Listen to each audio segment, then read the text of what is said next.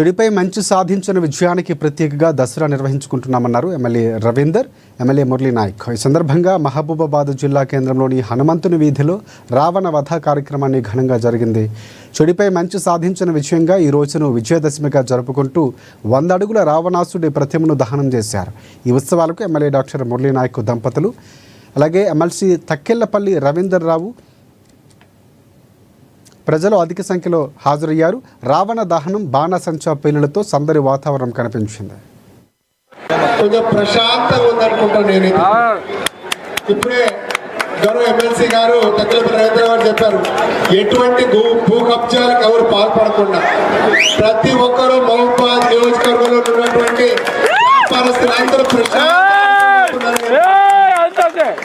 అందుకే మరొక్క మారు ఏ పండుగ అయినా పార్టీలకు అతీతంగా మేమందరం ఒకటే వేదిక మీదకి వచ్చి ప్రతిపక్షమైన మా అధికార పక్షమైన కూడా అందరినీ కలుపుకొని ప్రతి ఒక్క కార్యక్రమాన్ని విజయవంతంగా చేస్తున్నటువంటి మా పాలక వర్గం, అదేవిధంగా మీ ఆశీర్వాదాలు, మీ దీవెనలతో ప్రతి ఒక్క కార్యక్రమాన్ని విజయవంతం చేస్తున్నాం.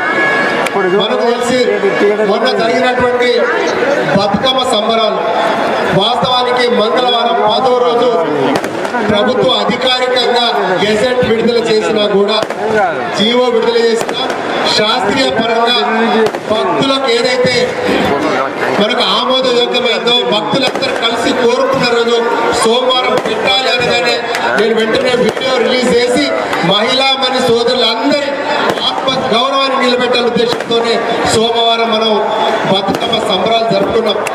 కొంచెం ప్రశాంతంగా ఉందనుకుంటాను.